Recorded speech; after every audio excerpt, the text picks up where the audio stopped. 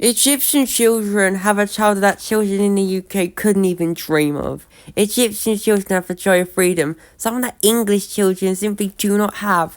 I believe that all children should have this level of freedom and this should never be taken away.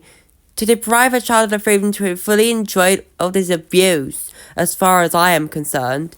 In the UK, just think of the toxic, negative, reactive reaction if a child this young was to ride a train like this. Just think how shocked the British Transport Police would be, and how the media would make a huge, phenomenal news story about it, telling people what they want them to think.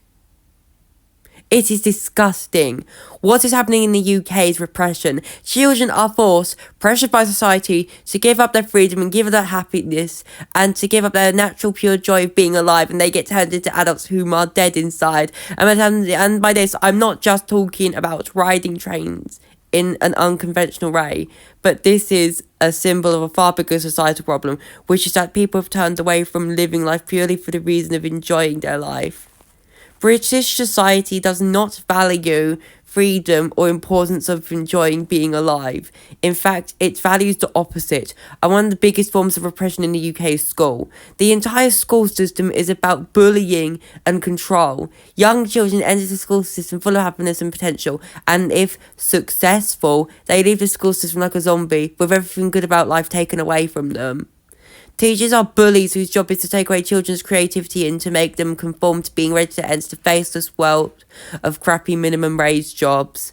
The thing they often say is, think about your future. A statement made to make children think being unhappy and excited is wrong and not something they should be. Plus, this also makes children falsely believe that job status matters and is what defines them. They make them believe a lie. Lusting over status and thinking status makes you worthwhile is falsehood. It is repression. It is used to make people turn away from happiness and become slaves to the system.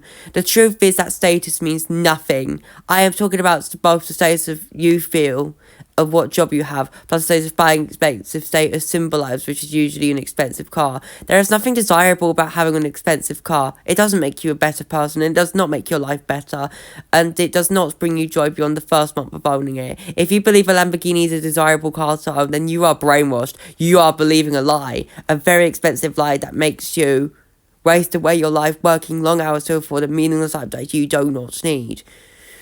Plus, more than that, it makes you put your energy into pursuing the effort into the long process of getting a high-paying job and the years of effort working towards this. Also, it is worth nothing that I've been to university and got a 3-year degree in computer science. I also, to some extent, believed in this lie. But I woke up to realising it was a lie when all the jobs that I was offered or expected to have as the point of getting a degree were all full-time long-hour jobs, which were to earn money to buy crap I didn't need, to trick me into thinking it was worthwhile to waste hours in a job I didn't want.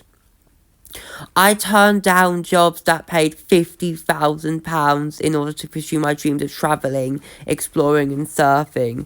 The problem of British society is that the pursuit of happiness and freedom is not valued. Society pressures people to do the opposite.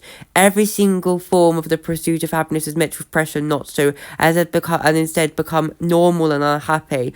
Our entire society works on the basis that happiness is bad and we should instead think about our future and act like a normal person.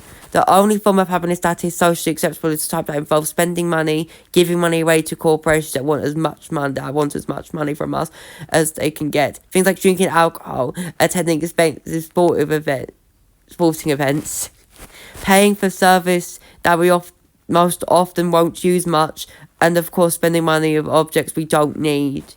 Anything that makes people spend money to make people work longer hours to afford it so that the country has more economic growth. One thing I have learned from travels in Africa is that the poorest people are often the happiest, while the pain of poverty takes away happiness. At the same time, the fact that poor people have very little means they can still pursue pure enjoyment in a way that people who are chasing status have lost. The child in the photo comes from a very impoverished area, but him and all the other people I met when riding outside of the trams had a sense of joy that you would never see in the UK. How we treat our children is wrong. Our children deserve better than this. The most amazing thing that makes children special is that they have pure enjoyment. They can become interested in activity of their own free will and pursue that activity for no reason other than that they enjoy doing it. This pure enjoyment should be considered golden, the most important thing about life. Something that should be treasured and never taken away. It should be criminal for any adult to socially pressure a child to not pursue their pure enjoyment.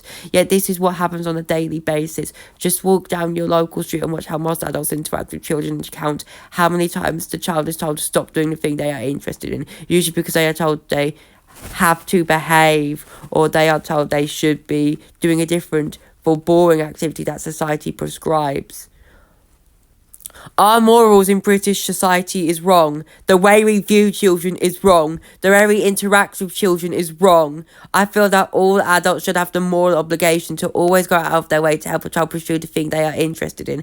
A child's interests are pure. A pure interest is not confined and should be considered sacred. Every adult should want to help children achieve their dream, especially so if there are things that they have to learn to do an activity safely, surfing, for example. As you wouldn't want a child to do such things alone without the knowledge to be safe.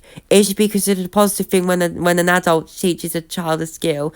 What is wrong with UK society is that adults increasingly do not want anything to do with children. Society now pressures people to not be involved with children. This has to be one of the most toxic, vile things to happen to society in the modern era. Nowadays, a hate-filled term often uses, you hang around with kids, which implies that many people that enjoy the company of children have dark motives. It is utterly disgusting that society has turned into this. Interactions with children are some of the most wholesome interactions you can have.